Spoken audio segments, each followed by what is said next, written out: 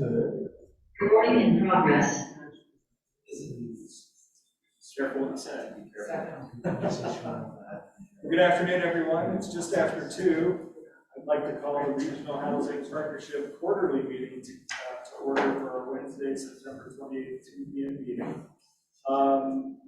We were informed ahead of the meeting that we will not have enough folks in person to have a quorum, which is going to prevent us from being able to take action items. So the draft minutes and that was on the consent agenda, but the draft minutes and the financial statement will have to roll to the December meeting for action. That being said, just as a good housekeeping or a point of order, when we schedule the next regional housing partnership, since it is in person, I need folks to commit to being in person and then sticking with that.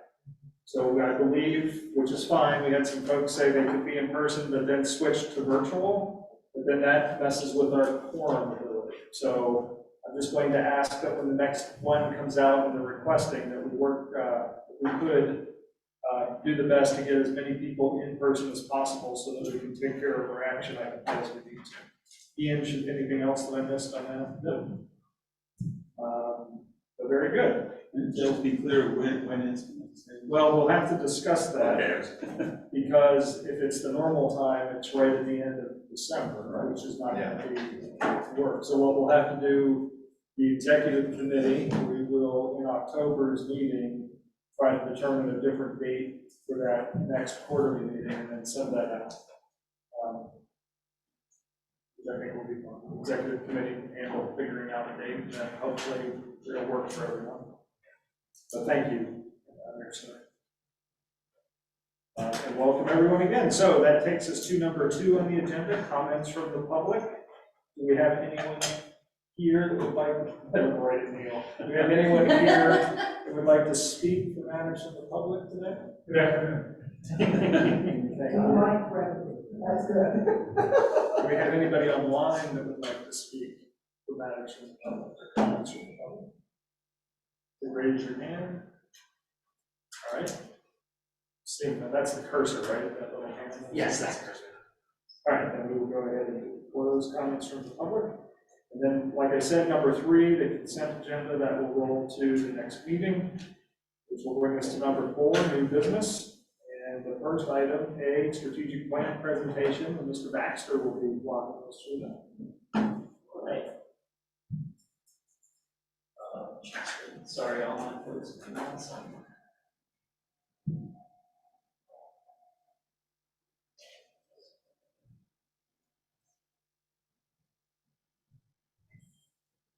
All right.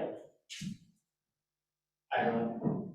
I'm Ian Baxter. I'm here at the TJPDC. Most of you, I hope, know me. But I'm here to talk to you today about the new committees that you all are probably aware of that we're forming to actually go ahead and implement our strategic planning action items. And so I guess for some context, I think it's important.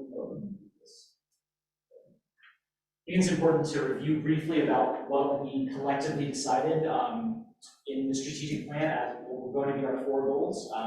The overarching vision is to equip stakeholders for success, strengthen the affordable housing ecosystem, deepening and sustaining collaboration between stakeholders, and then working on creating a sustainable infrastructure for the regional housing partnership. And so obviously those vision statements are pretty vague, but luckily we have some associated outcomes and strategies that we'll need to accomplish over the next 5 years to achieve this vision.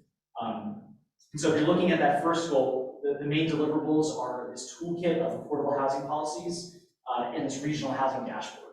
And so what I'll get to in a moment is how the committees sort of fit together with that. The idea that we had during the strategic planning process was essentially lay out these vision items. We separate the partnership into implementation committees, and then those committees guide staff and work in an iterative way to achieve these goals. And so, for example, when you're talking about a toolkit or a dashboard, what we really need to decide on in these committees is, okay, what are the metrics we're going to be measuring? What are the type of tools that we think folks need?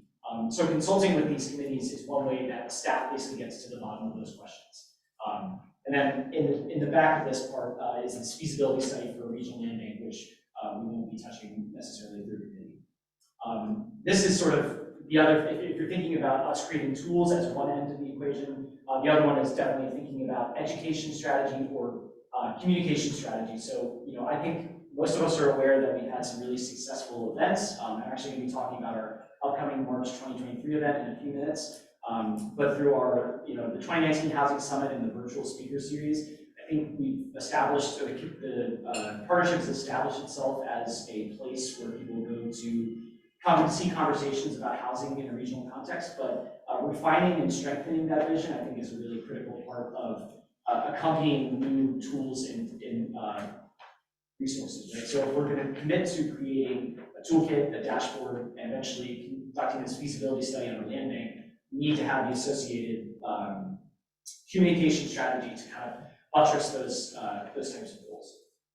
So basically, there are two committees that we formed, and they are chaired by our very own Keith Smith, who will be chairing the data committee, which will be tasked primarily with the creation and strategizing basically in tools, resources, or dashboard that the partnership will engage in. And then the communications committee, which is chaired by Margaret Claire, will be working on basically creating a set of communication metrics, basically how we want to reach folks.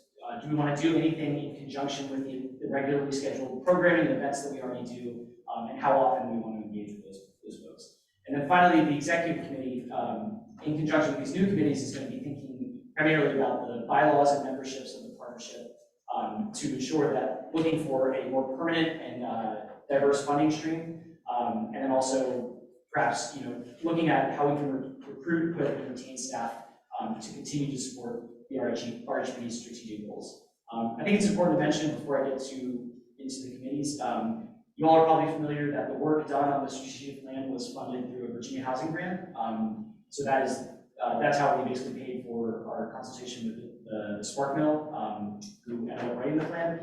There is money for implementation measures, so that's something that I think probably the executive committee will tackle, but we can basically ask Virginia Housing to fund, whether it be the sponsorship on this dashboard, whether it be staff time to come up with other sorts of resources. I've had a few conversations with Virginia Housing and someone's in the Teams lobby, I'm gonna fix that. Basically, the message that I've gotten from them is that it's an incredibly broad grant, and so we can use that money to do some of these other implementation goals in conjunction with applying for another grant to do this land bank feasibility study, which we thought initially was just the only way we were going to be able to access Virginia Housing money was for that study. So, sorry, that was a little confusing, but point is there's some money to access in addition to what we've already proposed.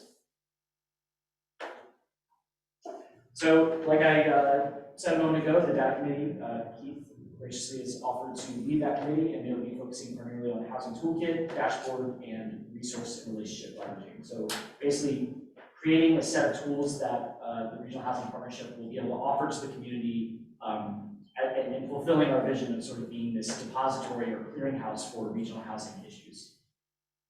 And these are the 6 individuals that we've assigned to be on this committee. Some of you are here today, but we've heard back from most folks, and a lot of people are excited to get going on this. And then the communications committee, again, chaired by Margaret Claire, is going to be working primarily on education strategy, outreach efforts, and then thinking about creating some type of networking event or networking event series in conjunction with what the events committee has already been working on. And depending on how, that'll be a conversation for later about how those committees sort of intersect. And this is the process for it. And then again, the executive committee is focusing primarily on refreshing the bylaws, reviewing membership, and pursuing this implementation grant to accompany our implementation goals for the strategic plan. And so now we're faced with trying to schedule these meetings for the first time. So I'm going to be getting the newly appointed chairs of both of these committees to think about when the first meeting will be, and then within those committees figuring out how regular it seems like they will need to meet, etc. So that is kind of it for the committees. I'd be happy to try to answer your questions if you all have. Any questions for you? Thanks, Ian. What? I said thank you. Oh. Thank you. either Margaret or Keith like to make any as the chairs of those committees. Any comments or that? I will let Margaret go first. Margaret, any comments you'd like to make just as chair? Don't need to. Give you the opportunity. I do not have any comments. If anybody has any questions, please reach out.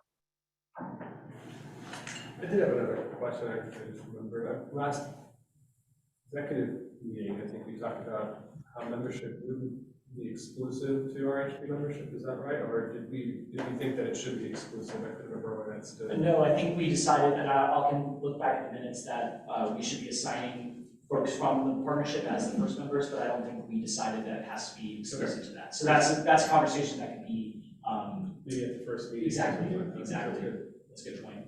Anthony, I think that was what we were going to talk about when we get together. Thank you for everybody being voluntold. Appreciate it. Looking forward to it. Executive committee decision, right? All right, very good. So if there are no other questions then, and Ian, you've got the next item as well. Okay. This is the,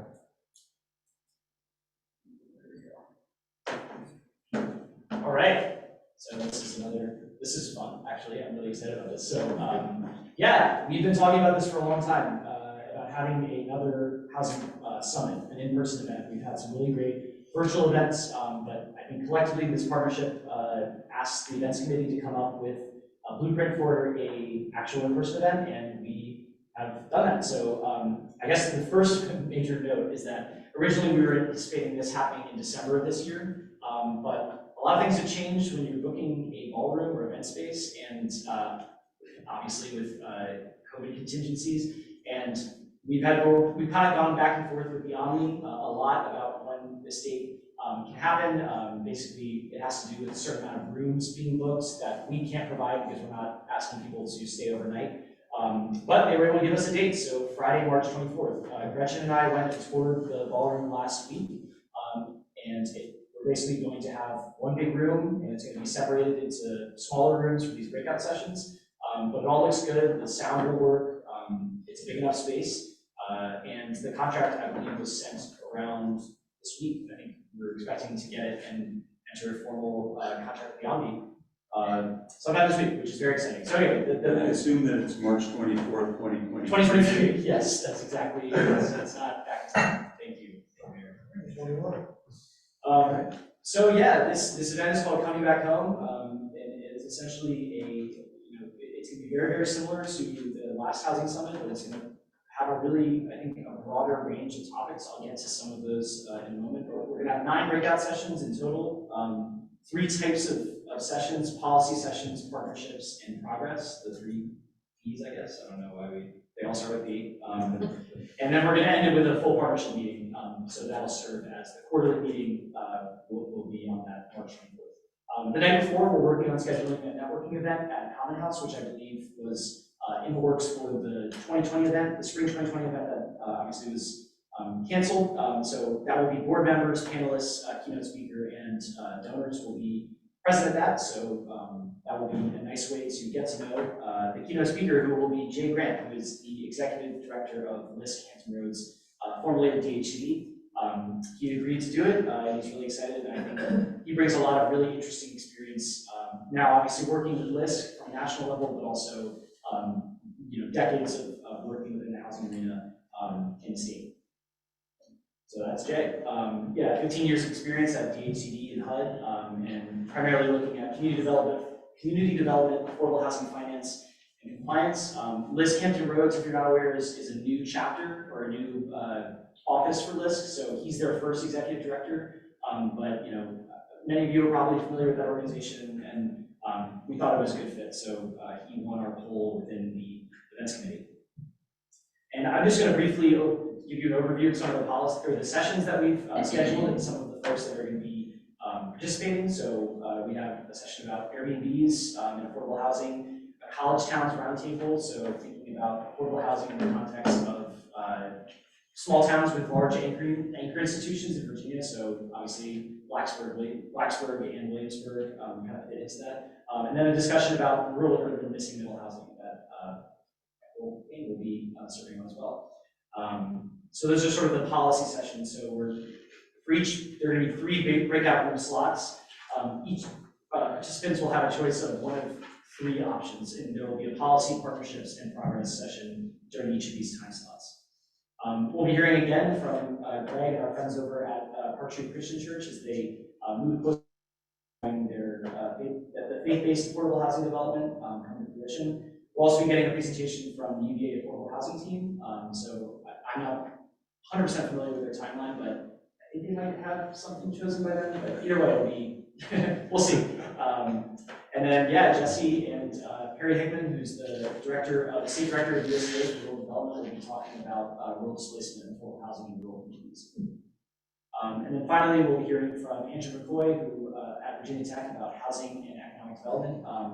Shannon Guzman from the AARP will be talking about affordable housing in the context of seniors, both urban and rural, and aging in place.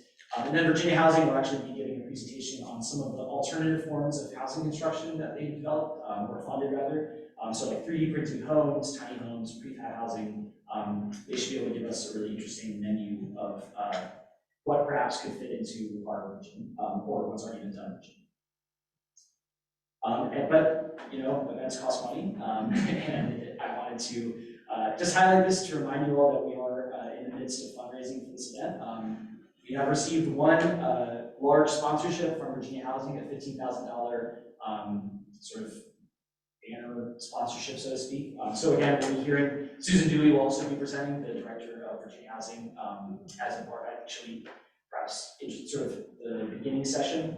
We're still working on all the details of the agenda. But yeah, we need to raise money, and we sent out an initial round of sponsorship emails and letters to a pretty long list of folks that we've asked money from before, in terms of the last housing summit, the 2020 summit, and the speaker series. But we're really, really hoping to lean on regional housing partnership board members to not only advertise this event, but also leverage it through any sort of fundraising connections and networks they all have, because there's money built into this for staff time from the current FY23 RHP budget, and we have that $15,000 I think will go a long way. I've also submitted some grant applications to Dominion and Charlottesville area Community Foundation's BAMA grants, which we actually weren't eligible for because the event wasn't happening in 2023.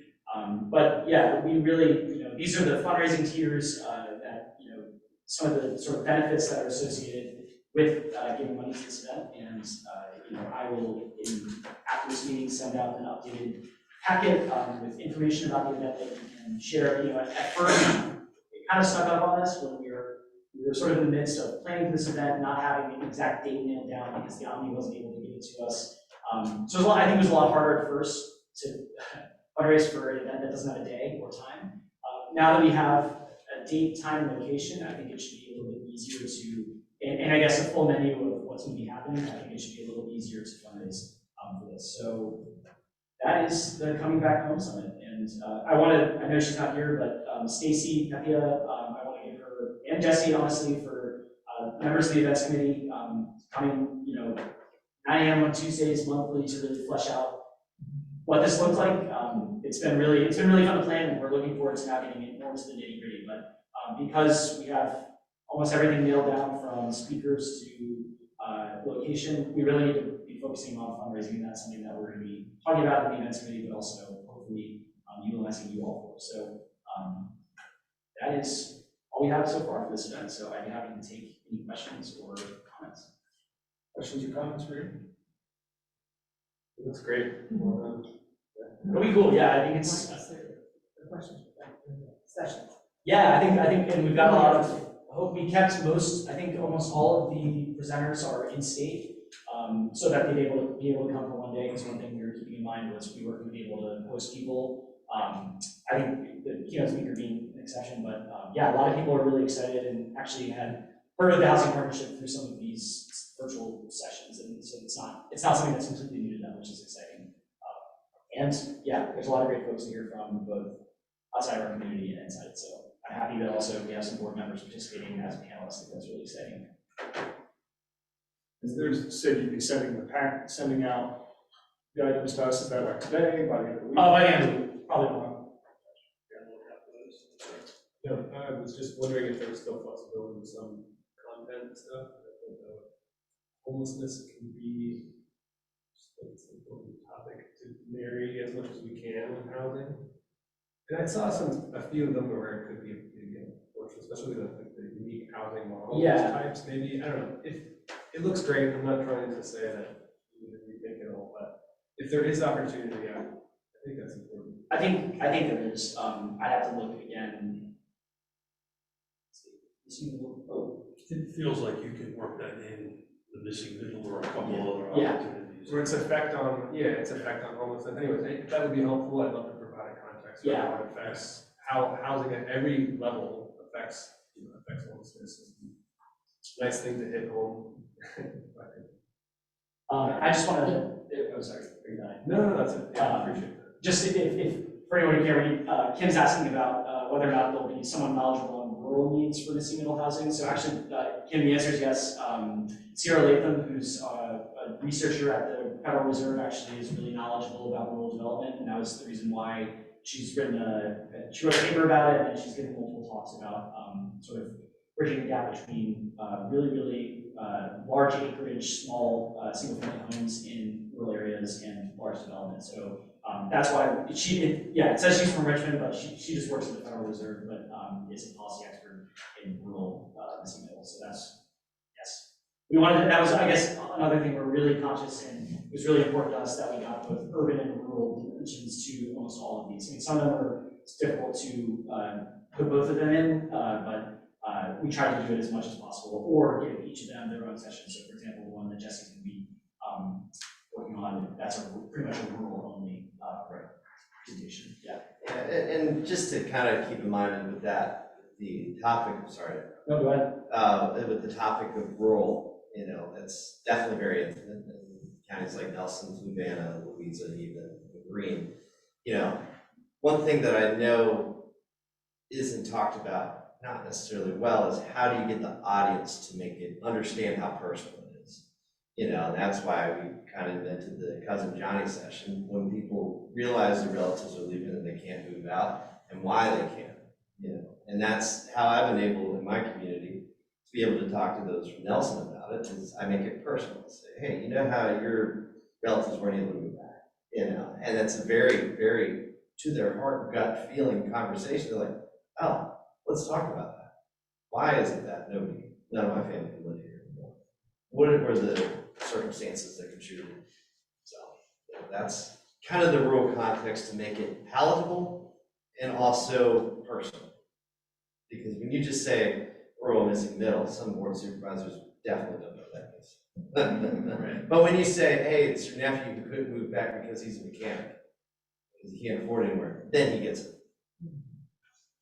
Yeah, and I think that kind of speaks to the spirit of this event. We hope to sort of expand the aperture, so to speak, of what people think when they hear the phrase affordable housing or housing affordability, right? Expanding what or who that is, affecting. And I think, making it urban and rural parts. Having both those parts, I think, is really important in that. So.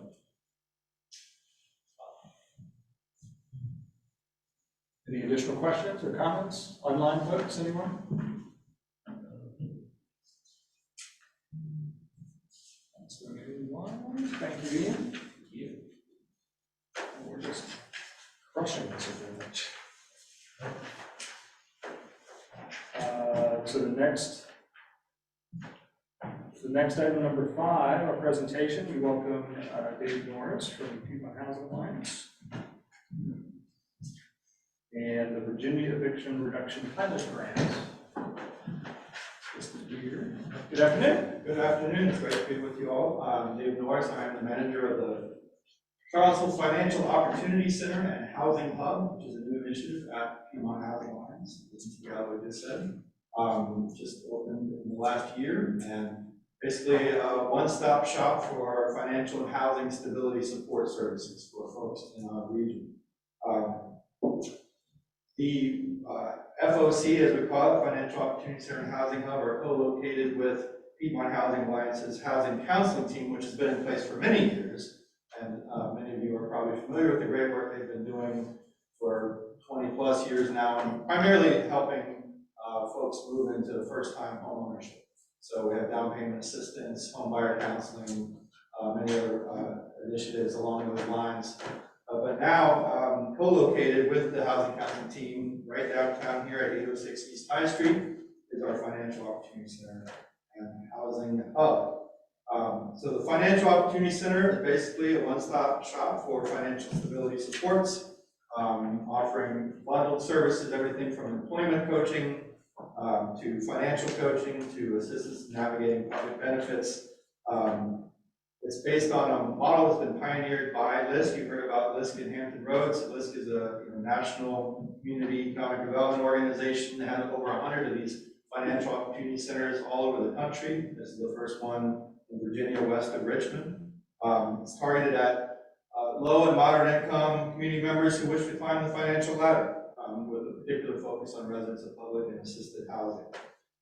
Research shows that FOC clients, again nationwide, who take advantage of these combined services are 50% more likely to land a well-paying job than people who are just receiving employment services alone. So the research shows that this model of bundling services really works in helping people to improve their income, build assets, reduce their debt, improve their credit, etc. A number of organizations that are in this room or on the call today are involved as partners in the FOC. Piedmont Housing Alliance is the backbone organization, but Network to Work is a strong partner in offering employment coaching. United Way, Housing Authority, many others that you see on this screen. Basically what happens when somebody is referred to us or comes to us seeking financial stability supports, we give a brief welcome and orientation. We're utilizing the Network to Work platform to enroll folks, so we don't have to create our own software or ask for duplicate records. Once they're enrolled, then they proceed with engagement in those bundled services, financial coaching, employment coaching, benefits navigation, and then just receive that on an ongoing basis, and then ultimately help them achieve whatever results that they're hoping to achieve, whether that's moving up into home ownership, or it could be building wealth, building assets, just improving their income at the end of the day. The parallel measure with the FOC is the Housing Hub.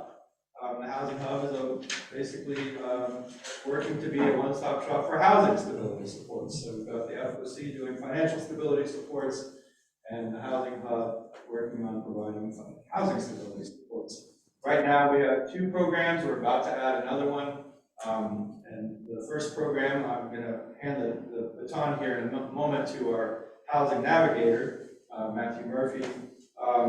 What Matthew's going to talk about is the great work that he's been doing with housing navigation, basically helping people in our community to find decent, affordable rental housing. I'll talk about some of the folks that have been coming his way. He's already worked with over 100 people in just a few months. So who is seeking housing? What's preventing them from accessing housing? What can we do to help? And then next, I'm going to talk a little bit about the Virginia Eviction Reduction Program, which is a great partnership we have with the Thomas Jefferson Planning District Commission. Ian and I are on the phone almost every day on work stuff. So, but first, let me have Matthew Murphy. Some of you may know Matthew. He used to be a community outreach coordinator specialist with the Charleston City Council, and has also worked at Haven doing housing navigation, wore many hats of the community, and we're thrilled to have him wearing a hat now. Housing Navigator. Thank you, Dave. Thank you. Appreciate you guys having me today. I will be brief. Housing Navigator, I think I'm one of 3 full-time navigators here in the area. My primary role is to help people find rental housing. Somebody's looking for something to rent, I will help them identify and locate that, in accordance to their needs. Now, it's easier said than done, especially in this market, as we all know. The biggest barrier that I see for folks right now are incomes, credit, obviously, is an issue, sometimes criminal background, and then prior rental or eviction records. Those are the big ones. You can start going down to other trails of mental health and physical health and addiction, and the role that plays in people being able to access and maintain housing. but the big ones that I see are income, credit, background, and prior evictions.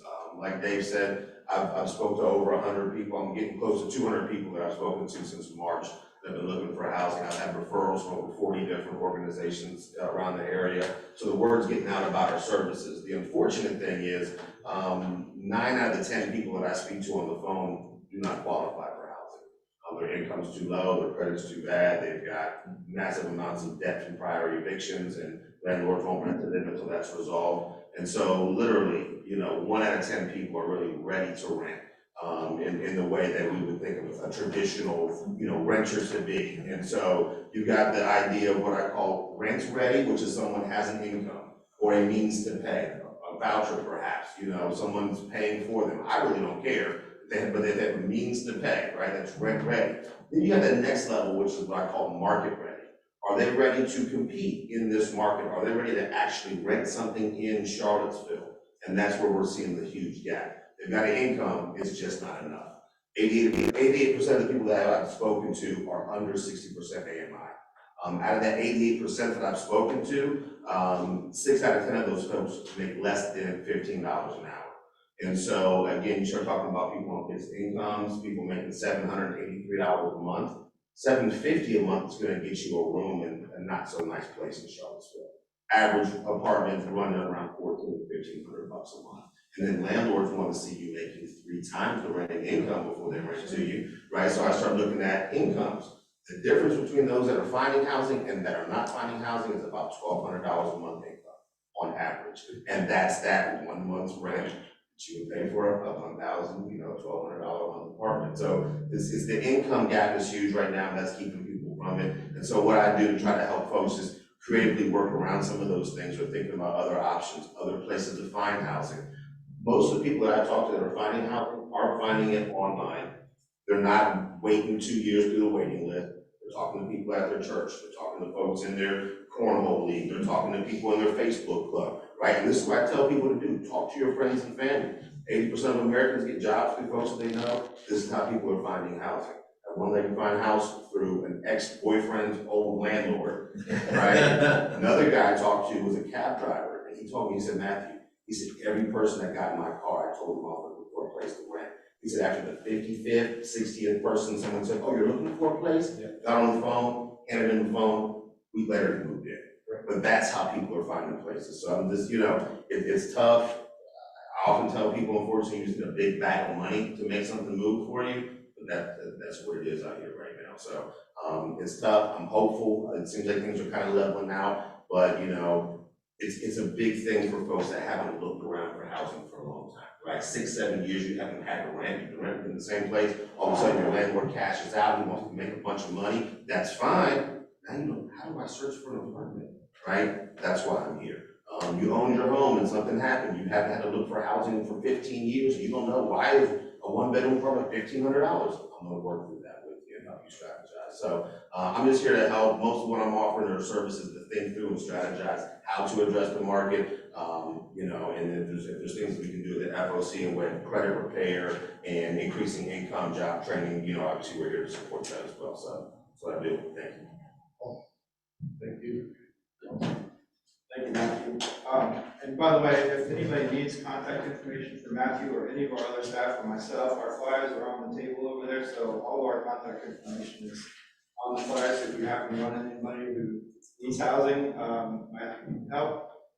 The other program that's currently in operation out of our housing hub is the work program that you've heard about, Virginia Eviction Reduction Pilot Program. This is a program that was launched by the Virginia Department of Housing and Community Development 2 years ago now, and by Governor Northam, and it's continued to receive support from Governor Youngkin. So it's a bipartisan initiative that's aiming at reducing eviction around Virginia. And it basically started as a parallel measure to the rent relief program that was in place, particularly with COVID. But what they saw was that it's not enough to just give somebody a check and get them out of an immediate crisis. We have to sort of go upstream and find out why is it that they're falling becoming at risk of eviction in the first place. And that's what VERP is designed to do, is to try to target families and households that are at risk of eviction and try to intervene early on before they ever get an eviction notice. And then provide that case management support, emergency financial assistance, whatever it's going to take to help stabilize them so that they don't end up facing eviction. So just in the last, we're in October, September, just in the last 4 or 5 months, we've already helped a couple dozen people to avoid eviction, and we're ramping up. So again, if you know of any folks who are maybe starting to fall behind, please refer them our way. Again, our contact information is on this flyer. In addition to that case management, there's also a component around landlord engagement. And so we do outreach to landlords and property management folks to help us identify families who are just starting to fall behind, because the landlords are often the first people to notice it, because they see somebody's starting to get late on the rent payments or missing a rent payment, and so they can refer them to us and help get some support. But landlord engagement is also, it's not just about referring people, we're also working with landlords to come up with better alternatives to eviction. So, for instance, we've talked to some property management folks about instituting payment plans instead of going right to an eviction. Work with folks to come up with a better strategy that's going to be a win-win for both the landlord and the tenant. We're also in the process of developing a landlord-tenant mediation program to help resolve disputes before they get to an eviction. So it's a holistic approach to preventing eviction. It's brand new. We're hoping to get funding for a second year from the state and a third year so that we can continue to ramp up and serve more people. We're excited about what's happening at the FOC and the Housing Hub. Again, it's all new, but I also want to introduce Kenneth Campfield, who is our brand new AmeriCorps Vista member. So Ken is doing a year of service with Piedmont Housing Alliance, helping to do community outreach for the FOC and the Housing Hub. So if any of you are aware of any community outreach, community engagement activities, events, etc., I would love to be able to send Ken over and talk to folks about the resources available through the FOC and the Housing Hub. So I will leave it at that. Happy to answer any questions, or for myself, or for Matt, or Kenna, if you want to ask questions of Kenna, not to throw her into the fire, but I'm happy to answer any questions people mind. All right, questions? Yeah. So I think this is great. What counties do you serve? Is it just roughly the PDC area, or? Yeah, it's the PDC area. So for VERP, we're primarily focused on the city and the urban ring of the county, but we're not going to turn somebody away if they're referred to us from Nelson County. Or housing navigation is pretty broad. I was just going to bring up Buckingham.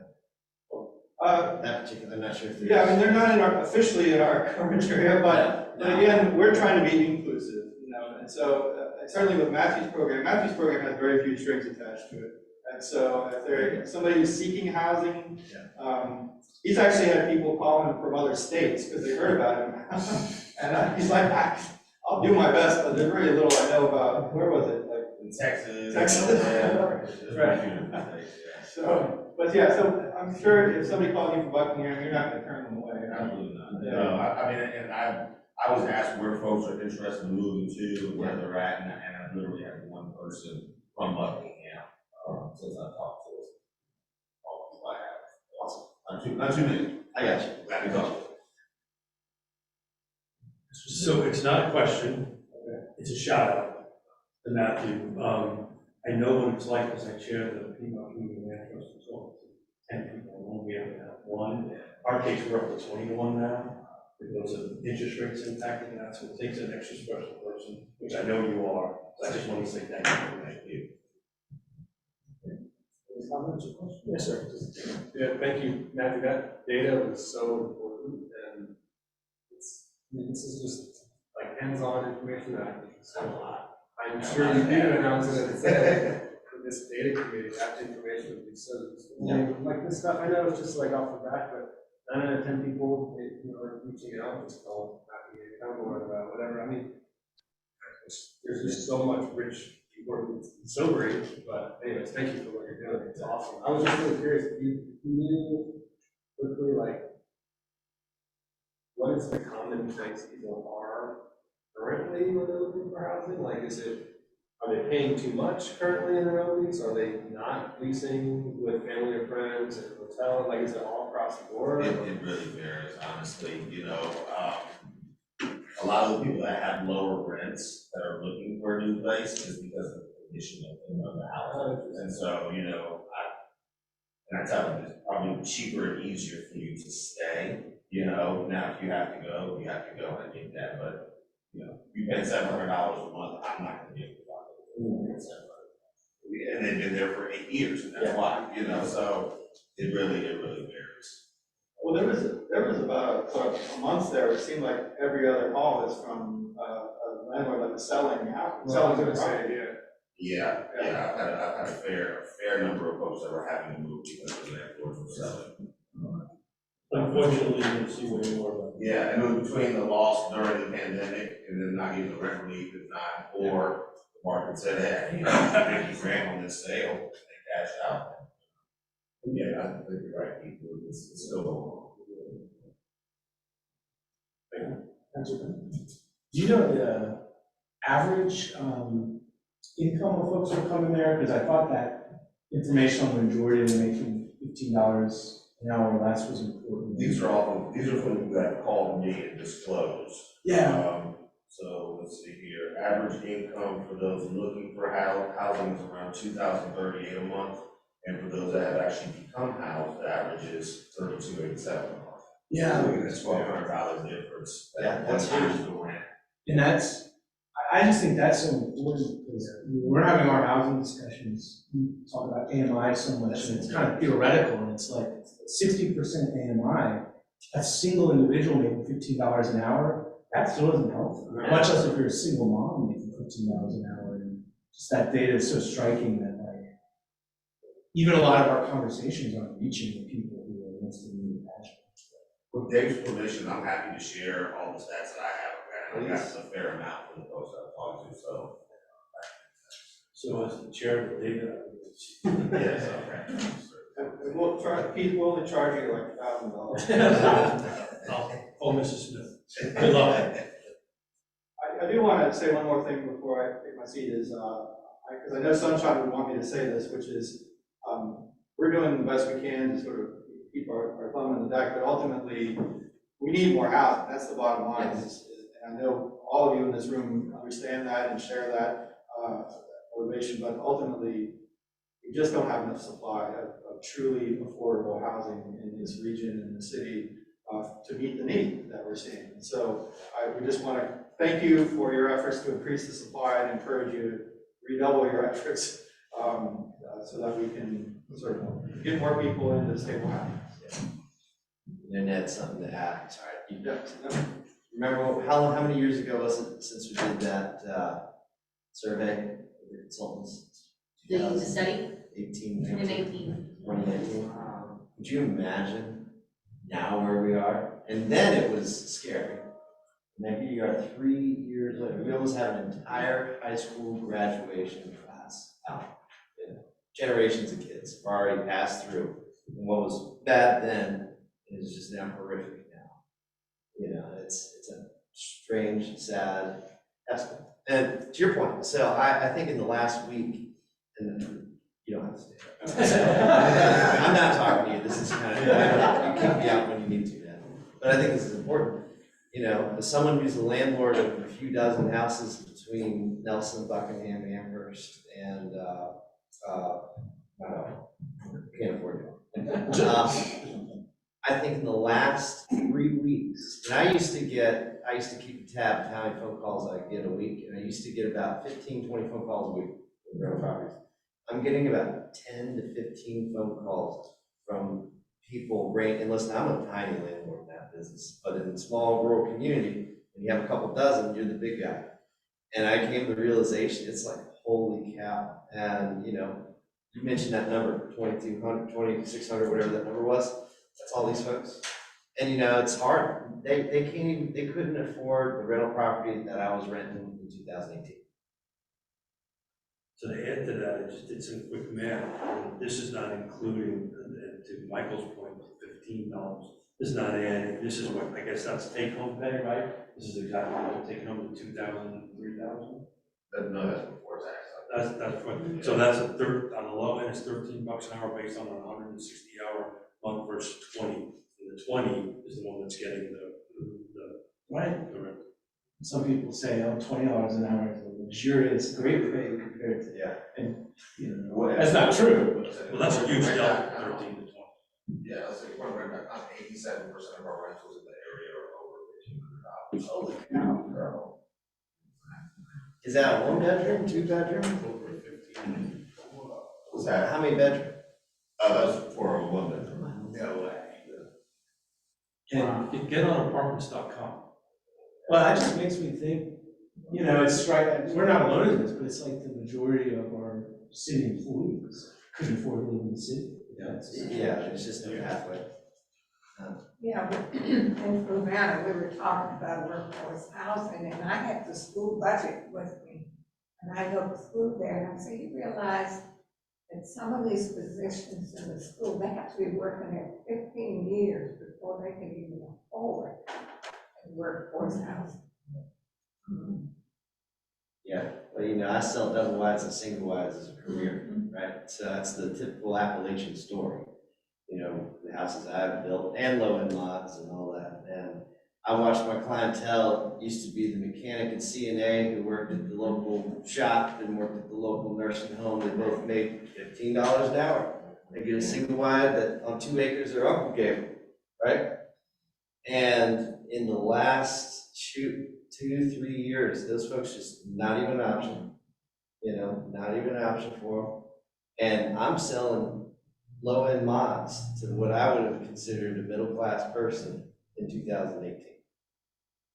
And, you know, you're just looking at that, it's just like sad, it's scary. And, you know, who knows what that'll transpire in the next couple of years with interest rates, but, you know, we did an experiment in Nelson recently with I'm building a rental property, and we brought up the, you know, Sears home effect, right? Everybody did the Sears home. Manufactured housing was the Sears home of the last 50 years, right?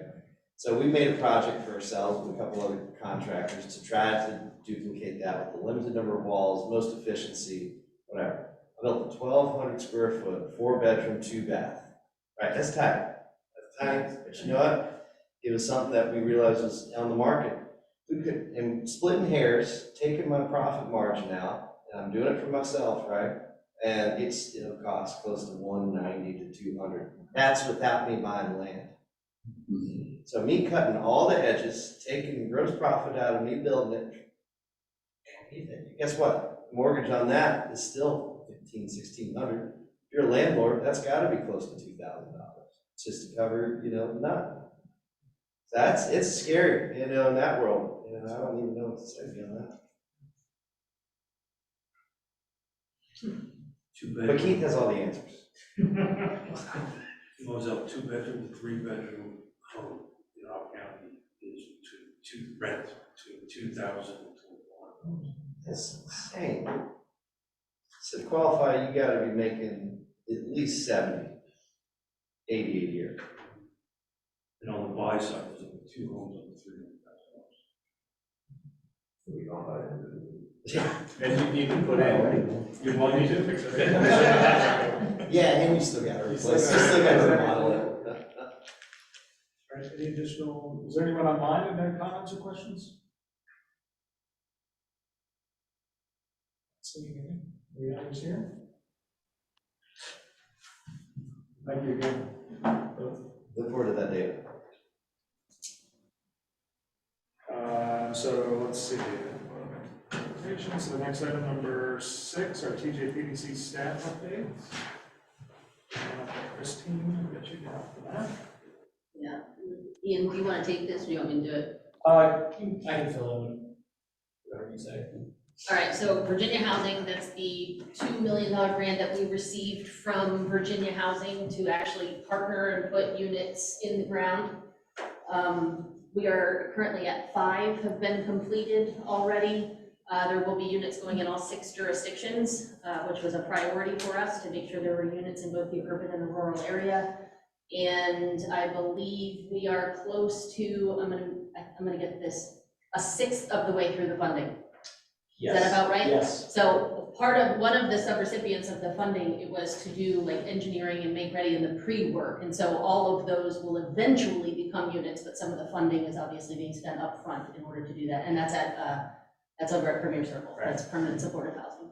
Yeah, and Anything you want to add? yeah, four of those 5 units, those are single-family attached on Piedmont Avenue in Charlottesville, city of Charlottesville, off Fontaine, and then one of those is in Fluvanna County, single-family detached in Houchins Place, just northwest of Palmyra.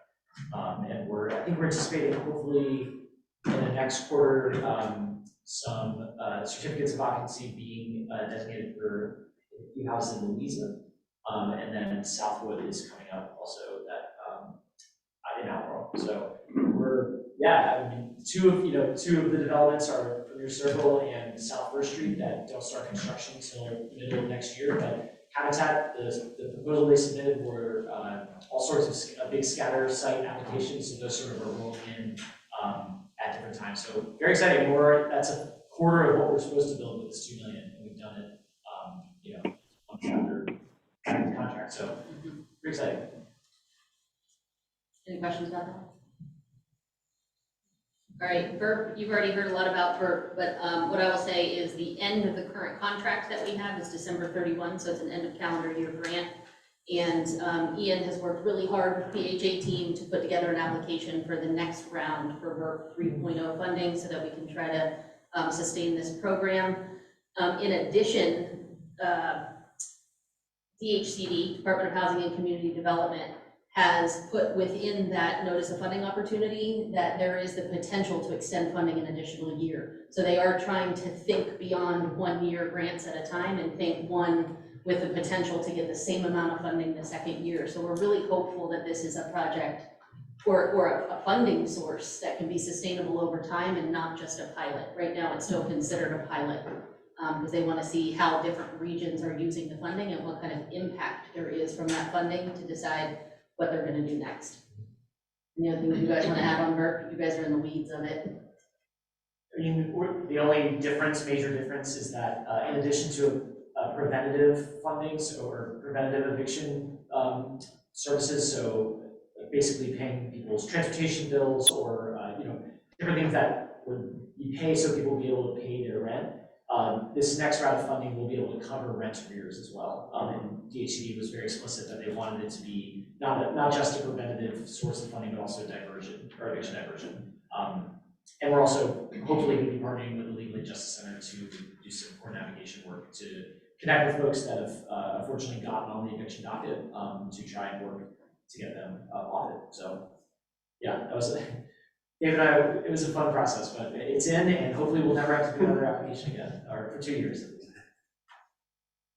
I'm wondering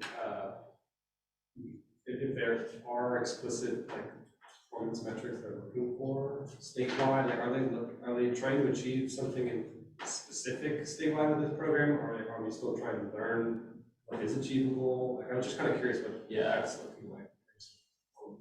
I mean, nothing that they've shared in terms of from X number. I think they're trying to spend all the money down, and I think they're trying to make every dollar go as far as it can. But they are collecting that data. They're They're working with the RBA Eviction Lab Yeah. to pull data from all of these pilot programs to see, what types of services are being provided to what populations and what, impact. So we'll be able to have a report, for example, of what Burp 2.0, which began in January and ends in December, did statewide. And maybe, that might be some evidence they use in the next one, for the next biennial budget of the General Assembly.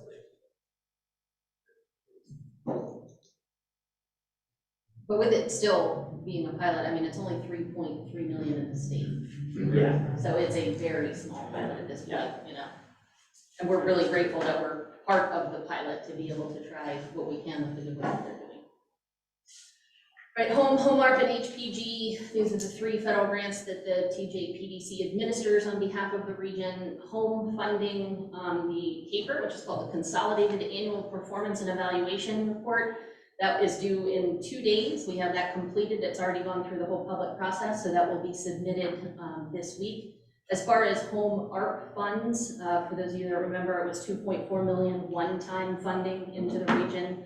to serve very specific populations, homeless, those at risk of or fleeing domestic and sexual abuse, things like that. There's very specific guidelines for this funding. It has been a pretty slow startup on this program because we were waiting so long to get the guidelines from HUD. Now that we had those guidelines, we did work with a consultant to complete a gaps and needs analysis, which was a required component of receiving this funding.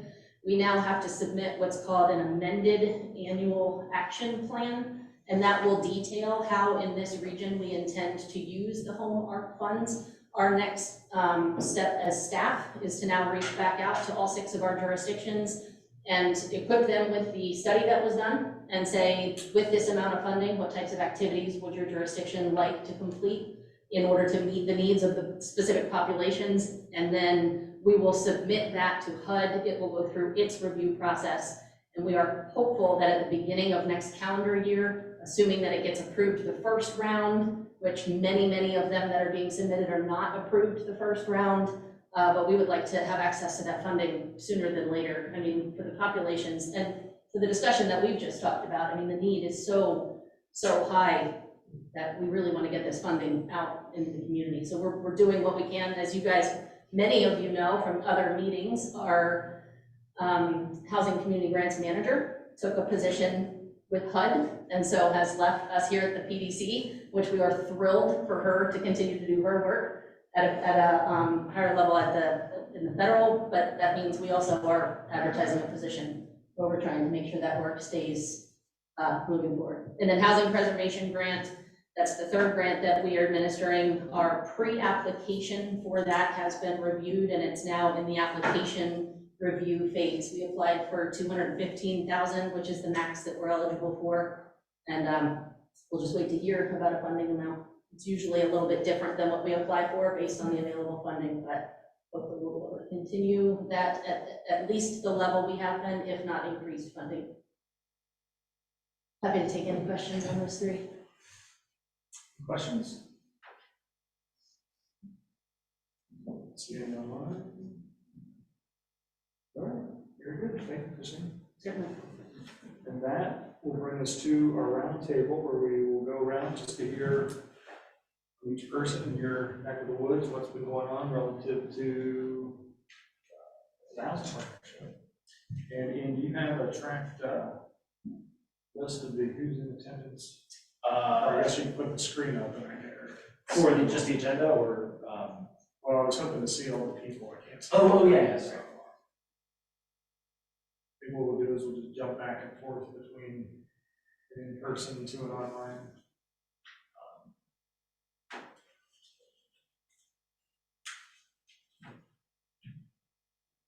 Online person. Who'd like to start? Council Payne, why don't we start with you? Sure.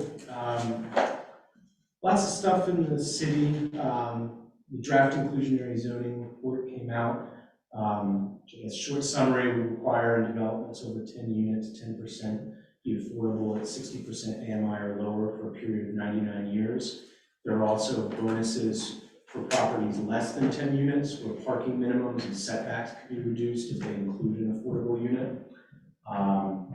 Last night, we had a conversation about our zoning rewrite, which was really good, very substantive. You know, there's a lot of difficult stuff there. We discussed both the inclusionary zoning draft, minimum lot sizes, and parking minimums and the role all of those play in housing production and housing affordability. We also had a discussion about an additional affordable housing bonus on top of the inclusionary zoning and what's drafted. You know, one of our big conversation topics was similar to today, is just the supply side solutions are, in my mind, absolutely necessary, but absolutely not sufficient in terms of even that IZ inclusionary zoning is 60% AMI, which isn't even really close to the majority of the need we're seeing. Final update is, it flew a little bit under the radar, but I think was really exciting, is our housing authority used surplus money to buy 2 duplexes in the city. And the idea was that was really kind of a test of a land banking strategy of acquiring land. Those were duplexes renting for about $700 a month. The immediate goal is to prevent those from being jacked up and those tenants displaced. But long-term, the housing authority is thinking, are there opportunities to redevelop those properties to build even more affordable units on top of that? And I think that strategy combined with maybe a community land trust model is probably the only way we're realistically going to get to some of that deeper need. So it's exciting to see at least the beginning of that. And that is, I think those are the major highlights. And so is everyone up here, I see different names on my list versus who's up there, so I should call everybody. I would call. Use your list, and then if people are not here, we'll just skip past them. Yeah. I have who's here, who isn't it? One thing I forgot to mention, so Kenny Allison, who's on today, he's the new chair of the Piedmont Workforce Development Board. He'll be replacing Antoine Brinson as a new, we're gonna bring that to the commission, but I just wanted to, sorry Kenny, I forgot to introduce you. But he will be a new voting member of the Regional Housing Partnership for next meeting. Welcome, Mr. Allison. So that's your call. You get a chance to say hello and tell us a little bit about your world right now. All right, thank you. It's great to be a part of it. Can you hear me? Yes. Awesome. Again, my name is Kenny Allison. I am IT by trade, of course. I'm the vice chair. I've taken over for Antoine. He stepped down for being a chairman. So I'm the chair. Well, haven't been voted on, but I'm still the vice chair taking over. My background in housing is I do a lot of volunteer work in my neck of the woods to help those who are less fortunate than myself get into certain housing. I have a few friends that I know from college that are very well off financially, and we've been helping people who needed funds, shall we say, so they can get into their first house, or help them with rent while they're going to school and try to better themselves. So that's what I've been doing, helping people with housing. So hopefully I can take some of that experience and knowledge and help those on this board to help others who are in certain situations.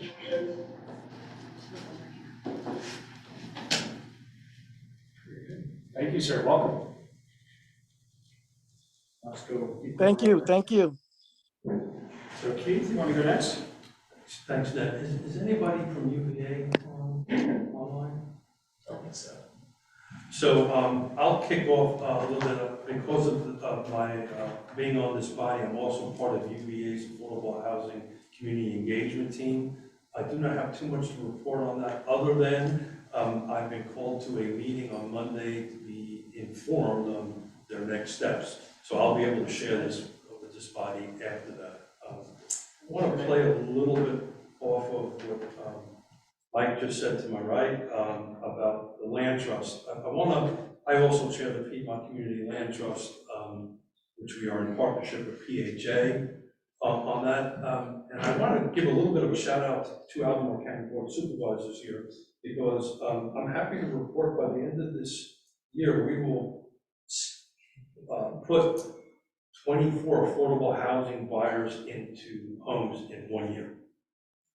And though at 60% AMI, we would like to be a little bit lesser than that, but we focus on ownership more than rental end of it. That doesn't mean we don't want to move into the rental market. We surely do, but we have to grow on that end of it. And the way we did it is by utilizing the 4 pillars of what this organization is built upon. We brought county in front of it, public in front of it. We brought a bunch of nonprofits, Stanley Martin. We brought lenders, appraisers, nonprofits ourselves, PHA, and then the community into it. And I was doing some quick math, Matthew.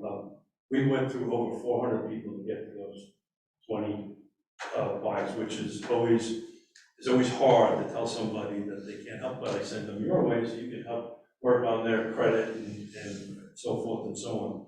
And what this is more about, other than touting what we've accomplished, at the end of this year, we will have nothing to help other people. we have a couple of units on Prospect that will work. So if you have anybody in your jurisdictions or in your sphere of influence that is willing to work with us on this little mousetrap we built, we're eager to help. We do not want the success of 24 in 12 months to stop. So today is my little soapbox at the moment is we need help, and it's relationship built. So if we have any relationships in the jurisdictions or projects coming up that you think we can help, man, we're here to help. That's all I have to report. Thank you, sir. I'll go across the screen there. Margaret, you're up next on the screen. I'm going to let Jesse do a report for Nelson County. We'll pass over.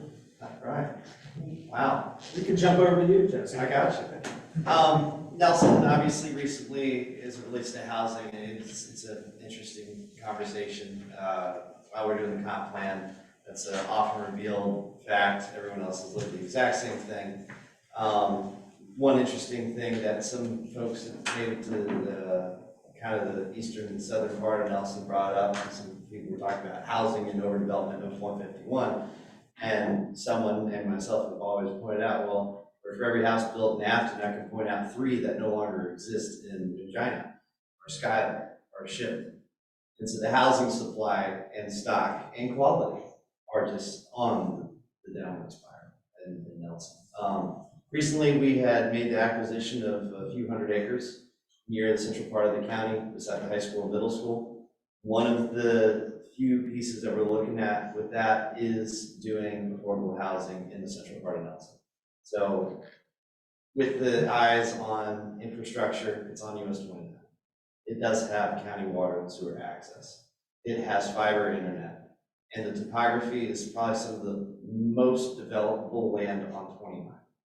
So there is going to be some consideration of how can we best allow the nonprofits, the for-profits, and all these other entities to orchestrate affordable housing, into perpetuity. So we have made reference to the land trust that we've seen here. We've made reference to it, examples of it in Danville as well. And that is going to be very ambitious. Now, of course, everyone wishes it could be done next year, right? And that's when I have to put my developer hat on and say, yeah, this is a 5 to 7 to 10 year project. And that's just a reality. But hopefully this is not just the answer of a couple dozen homes, because I think I explained to the county and many stakeholders that you can't just do a dozen and think that's going to make an impact, because in 10 years you're going to need 100. And we need to have our eyes a little bit bigger, and have it to be 100 units. That's all hypothetical. Nobody knows what it's going to be. This is all dreaming stage. But that is something Nelson County is going to make a very ambitious jump toward in trying to create more housing stock in the middle of Nelson on US 29. Beyond that, there's obviously big discussions of short-term rentals and the impact on the current long-term rental market. Of course, most of our short-term rentals are in affluent areas with homes that are worth, upper 300s. And of course, in explanation, it has to be said, a lot of those were never meant to be affordable housing. That was somebody's second home that now has an economic purpose. So, we have to be more ambitious than just looking at that. And some of the demographics that are suffering the most, especially in the last 2 years, have been our aging populations. They have nowhere to go. I resemble with the remarks of one of the early folks who spoke when they said, yeah, $700 a month. I can't tell you how many stories of tenants and landlords who haven't raised their rent in 10, 12 years. And you're right, this past couple of years, and even today, they're looking to offload that housing stock. And there are folks who are being compromised off of essentially, a decades-long, agreement, that no longer is feasible anymore. So, but of course, the one thing that we've seen in Nelson with the universal internet connection, we're getting a lot of folks from Northern Virginia. Because we're not only a place you want to live, hang out, and play, now you can remote work. So our local folks are now competing with upper 6-figure people. And that's I mean, and there's no competing. When you mentioned the one bedroom, topic, I see why. I mean, now you can come down, the best example I have, and I've said it before, I had a 1 bedroom, 1 bath, and I thought I was being ambitious to try and rent it for $1,200 a month. It was kind of a cool house though. And it's in Elma, which none of y'all know where that is. Exactly. It's one of those kind of parts in Nelson. And listed it, had a couple folks ask me if I rented for $800. I said no. Had a guy from the Amazon build up in Chantilly, or wherever that is, and said, hey, me and a few guys, we just want to rent it for 4 or 5 days a week. We'll rent it long-term lease. We have a dog. And I said, oh, I have my feelings. And I said, I'll tell you what, I'll rent it to you guys $1,500 a month. And they said, that's it? And I was like, well, oops. And anyways, and they gladly rented it, took great care of it, and next thing you know, they started telling all the other guys, and people started renting houses all over Nelson, saying, place you can kayak, blah, blah, blah. Then they started renting out short-term rentals for long-term, because they had the money and the means to do it. And so everybody is competing against those folks, and in the virtual world, it's gonna get more complicated. So, that's the state of Nelson. Well, the land trust too. I do believe, and that's something that it's in perpetuity. And that's, I think that is going to be an angle that I'm interested in seeing happening that allows the local builders and property management companies to participate, but also ensure that that AMI demographic that Michael referenced, less than 50%. I would venture to say in Nelson, less than 50% is only a reasonable number in my world. That demographic always has a place to stay. Thank you. So we jump to Mr. Williams, Ron Williams. Hello? Yeah, hi. In terms of what's going on in Greene County, we have an ongoing review of the comprehensive plan. Our housing chapter, we've been through one pass, and we'll review that once again before this is all completed by year end. Ian had helped us quite a bit with what inputs we had into the housing plan. There are some infrastructure transitions happening in Greene. You may have read about Greene County's exit from our Rapidan Service Authority and to a transition to a county-owned and operated water system. That transition is happening now. The director has been hired and there's staffing work underway. And additionally, the broadband project is underway. What has been sort of referred to as RISE.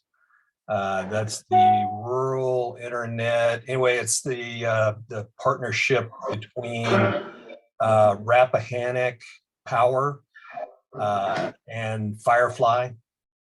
So they're using Rapidan's electrical right-of-ways to distribute fiber broadband everywhere in the county. So the first connections for that are going to start happening in early next year. Great. In terms of housing, we have a number, I kind of identify with what Jesse was talking about. We have a great number of housing development projects in the pipeline. They're going to add to the overall supply of housing, but they're certainly not at the affordable end of the scale. We have a big increase in residential offerings for 55 and over. We have a brand new project to get started on that, and we also have a big increase at the Four Seasons development. But those are at the one is going to be apartments, about 120 units. The other one, the Four Seasons, are all 450, 500,000 plus houses for 55 and over. And then we have a couple of other big subdivision build outs that are going to have a mix of housing, but they're not certainly in line with the kind of numbers that we were talking about earlier as far as affordability. So still a tough nut to crack.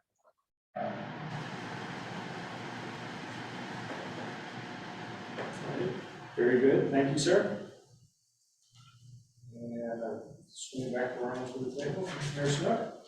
I don't have a lot to add to what Michael talked about. We just had a joint work session with our planning commission last night on the pieces of the zoning, is sort of preliminary to the zoning rewrite that is supposed to solve all of our problems for us on affordable housing.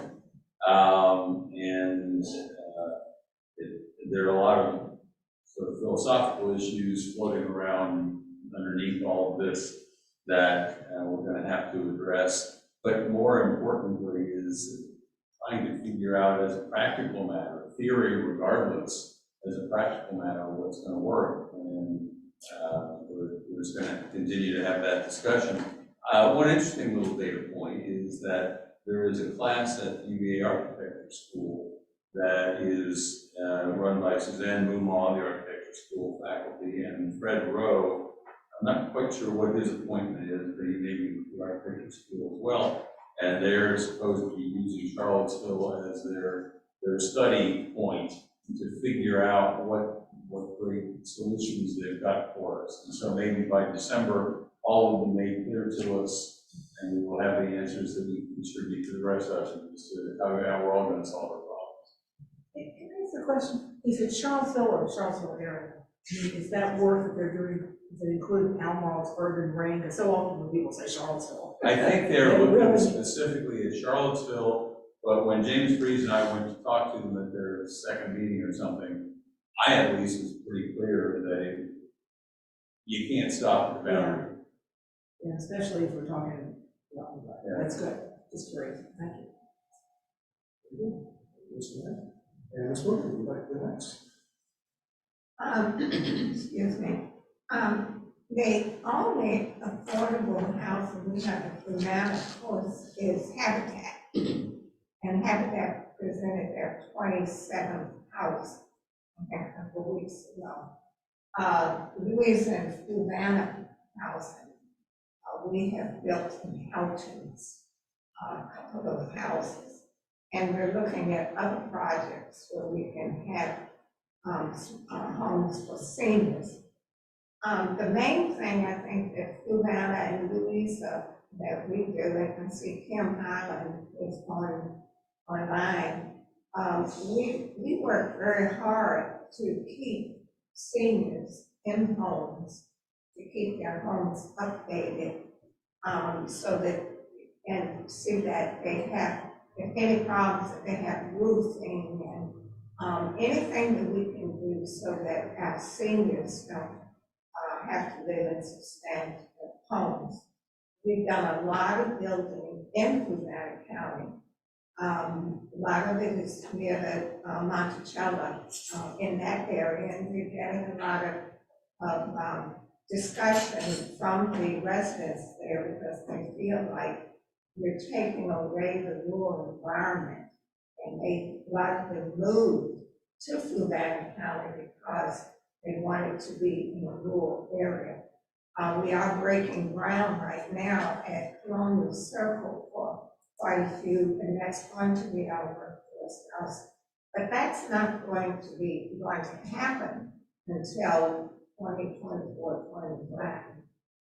We do have we used to didn't have any apartments across from Crofton Circle, Village Oaks. There's a ton of houses. We've had more houses since, I guess, the great boom of Lake Monticello. Lake Monticello is built out, so all around Lake Monticello, we have a lot of houses. Now, Liberty is really spreading out into the rural area. In my district, Liberty has houses which people have 5 to 10 acres of land that they're building there, and they are looking for spots for buildings into communities. So for us, when I think about the Board of Supervisors, we really need more conversation on workforce housing. We need a lot of conversation, like what do we think is affordable housing? The colonial circle that we're building these, a lot of apartments, it is tax assisted. And that puts a bitter taste in a lot of people's mouths, because they say your community is subsidizing these houses because they're building in the first 10 years. They pay only the taxes that the land that they purchased. They're paid, and it takes time before they will be paying 100% taxes. So that has been a discussion among the board. We've passed over Methodist Church. They want to do some independent housing because we have nothing for senior citizens. When they leave, they go to Charlottesville or somewhere else. But we turned that project down. We didn't turn it down. We deferred it. And we said, well, maybe we'll take a year, we'll take some time and wait. But they pulled out on us. They said, no, So we're kind of up and down. I guess Casey probably know more. Yeah, if you wouldn't mind, Moselle, Yeah, I'll add a little clarity to Colonial Circle and the apartments. So they're actually, foundations are going in the next 30 to 60 days on that, but it will not be completed until 2024, as you said. But the great news from my perspective is it will be from 50 to 60% AMI, at least for 10 years anyway, on that end of it. So back to Matthew's job, hopefully the end of this year, there'll be some opportunities out in Savannah County, folks. But Moselle, this is a big thing for our county, right? It is. This is the first apartment building that's ever been built in our county. For the board to take the initiative that they did to grant the tax ability to allow tenants to be in the 50-60%. I'm probably going to get myself in trouble with a couple of folks in Savannah County, but I'm kind of used to that. But I think it's a huge thing. I think it's a great thing. So it's moving along. They're literally putting foundations around the next phase. How many units is it? Sorry, 125. This is a substantial size project at that AMI, 1 to 2 bedrooms. Hopefully they will be able to, what AMI is going to be a year from now is a whole different animal, but we're hitting those numbers, at least attempting to. Just out of curiosity, did you have a lot of community members who were supportive, or is there a lot of turnout critical of it? Or? Mostly critical. Yeah. And this happened till after the fact. Right. Yeah, that piece of it and how you address, those community interests. I remind my board and so many other boards that the people who need this housing don't show up because they don't know. And at the end of the day, we as board members have to keep that in mind when we do our voting sometimes. You gotta vote knowing that group can't come. You have to be the voice for the people who don't have a voice. That's right. Thank you. I bet you, what was that housing number need from that study? Wasn't it like 2,000 homes, something surreal? 3,000? From. The study in 2018? It was like 3,000. It's like Yeah, 3,000. 3,000. Yeah, It wasn't new units, it was just affordable. yeah, just needed 3,000 to 4,000. And with the builders cutting back, that delta's only going to get wider and wider and wider. Astronomical. Anthony? Thank you. What's pressing in my world is urgent and immediate need, frankly, for operational support from Premier Circle Emergency Shelter Project, COVID relief program for January through April, which is this crucial phase where we have actually a bright spot of the project is through our partnerships with local housing authorities, both CRHA and the county, and also through homeless services funding that we have. We have rental assistance opportunities or vouchers for almost everybody at the shelter program, which is incredible. Of course, housing constraint, the actual unit constraint is going to be a challenge, but we have, we have a good opportunity there for housing, but I have an urgent and immediate need for operational support.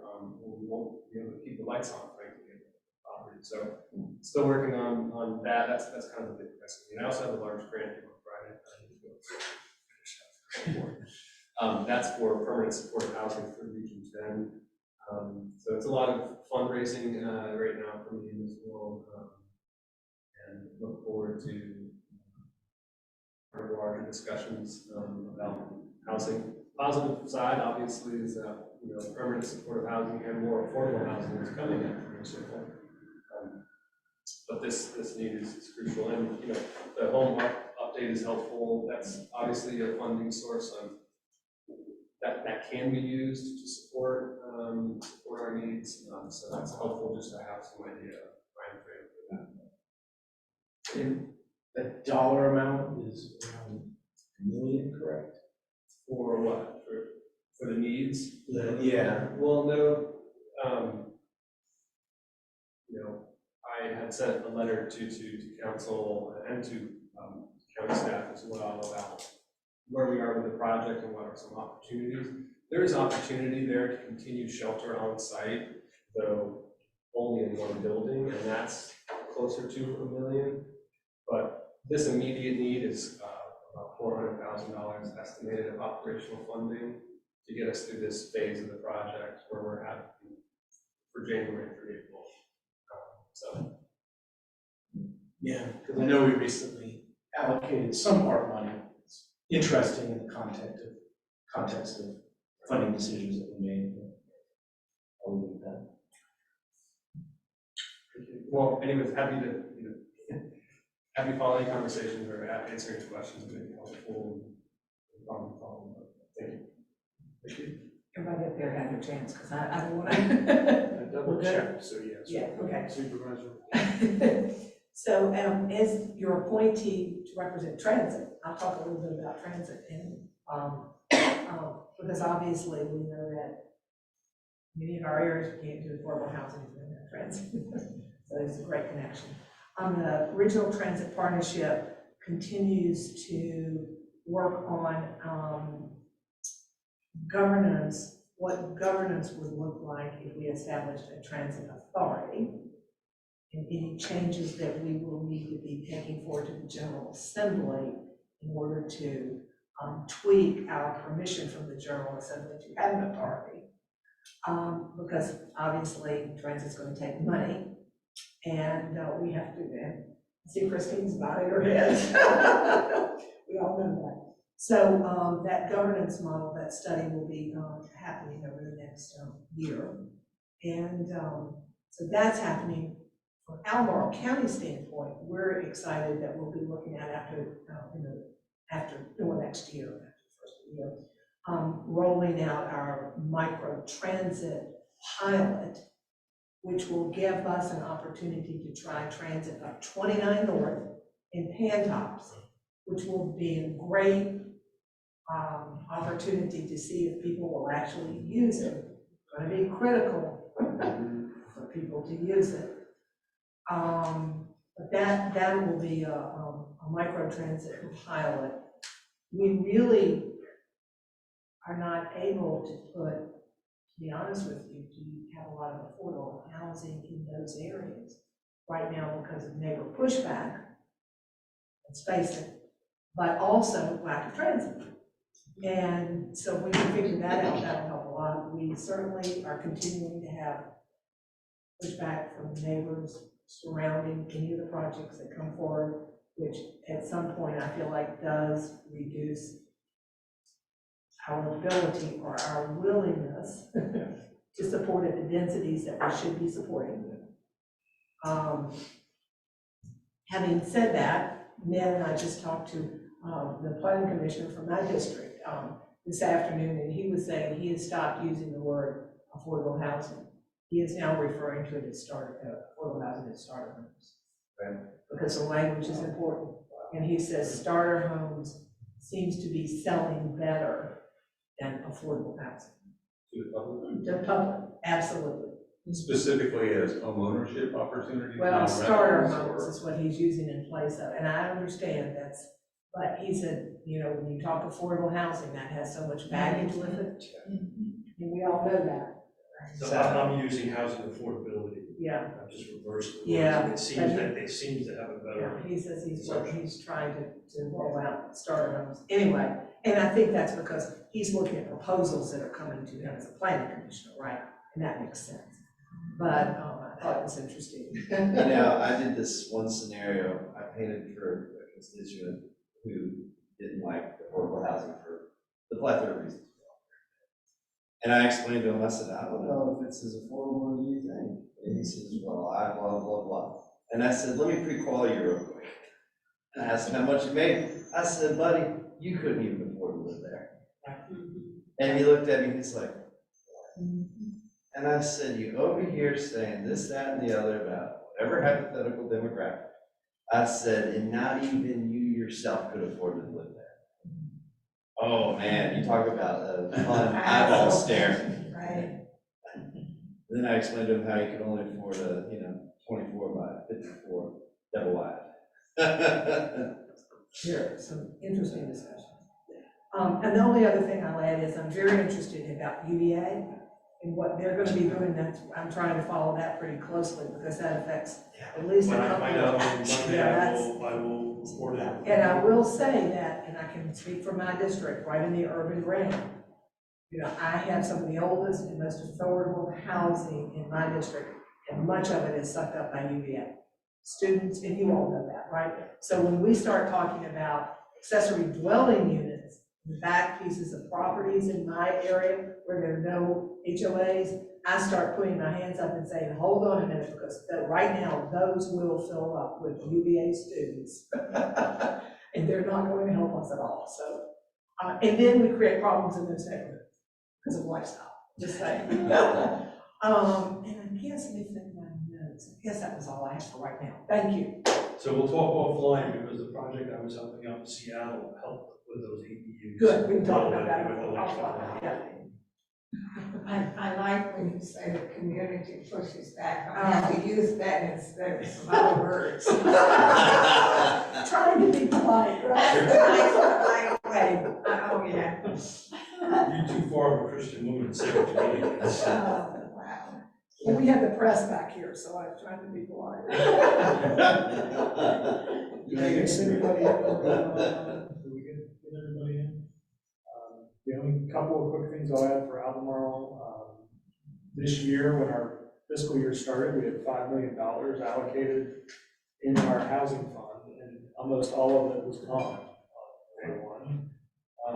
We had over $20 million of submitted projects to it, and then we only had that about 4.2 million, something like that we doled out. So right away, that left us kind of in a deficit for this fiscal year. If things come forward, then we'll have to figure out how to do that. But So what's that money going to? It's to a variety of different projects that are out there. We got 625,000 of that. The sunshine. For the land trust. Then But 24 we want funds. The housing Albemarle, we're trying to get that implemented. We've had projects come to us still submitting under the old 15% bonus density because we don't have a developer incentive piece ironed out yet, which is a frustration for me. One that I bring up every time we've had a couple rezonings in front of us. But we did have a project developer in Crozet that even though it was number 15 was the minimum at the 20% mark.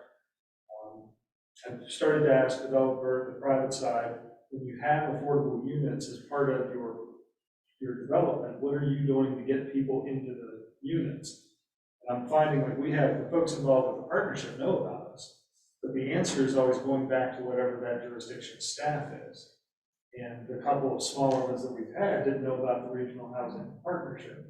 So, you know, when we talk at one of our committees, this communications committee, I think it's contingent on those, when they get a rezoning that allows density to go in, that they should take part in making sure those units get to the people that need them too, and it shouldn't just fall to the jurisdiction staff.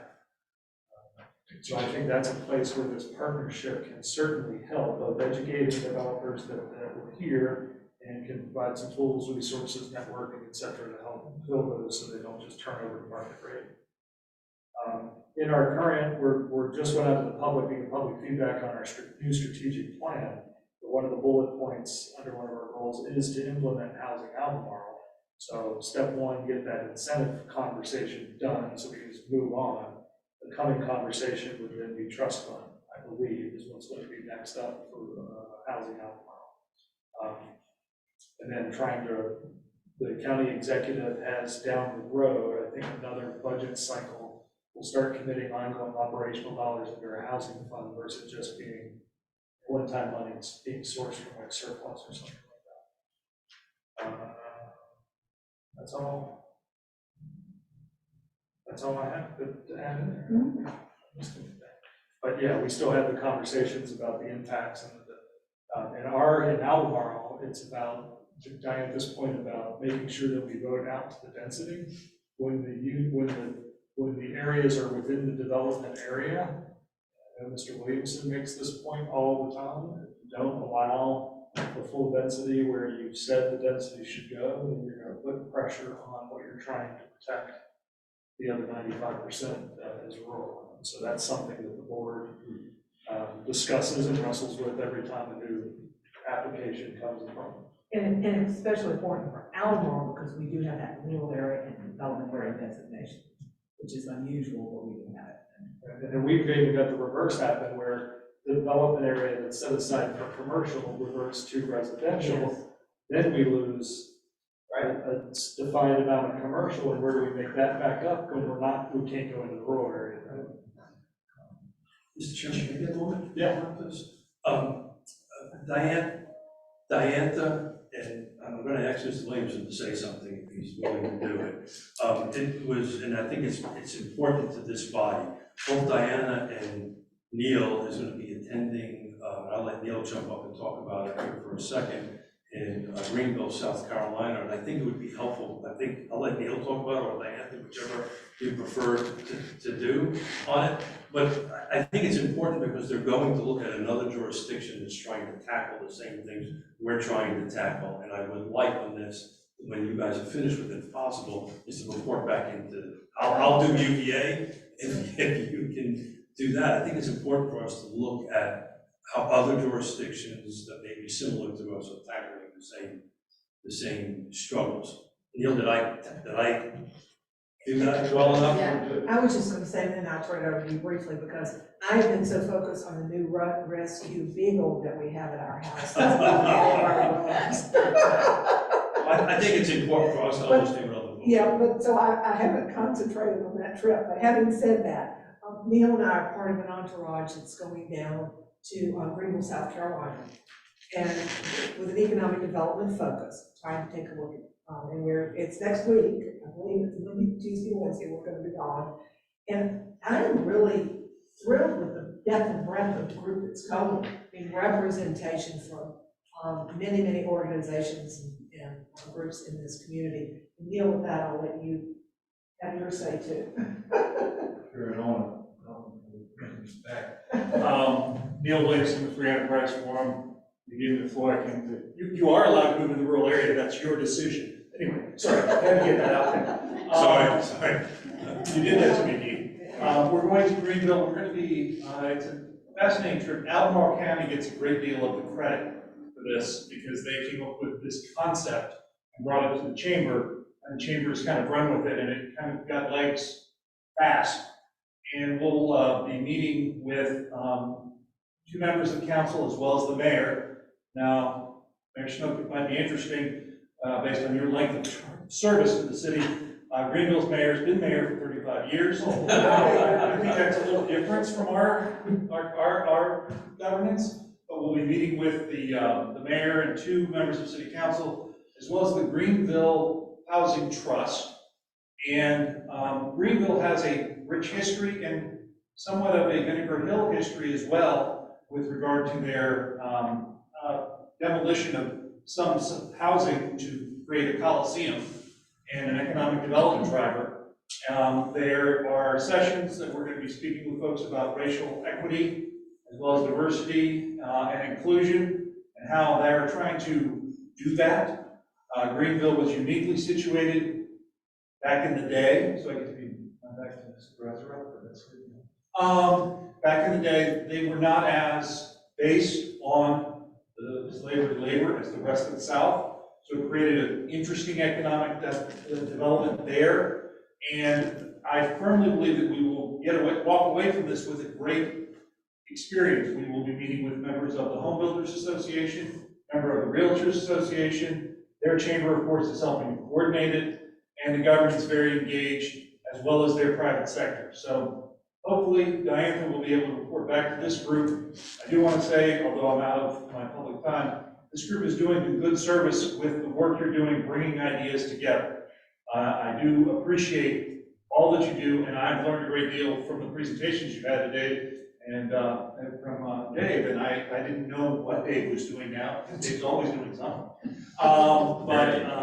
But thank you very much for the opportunity to speak. Thank you.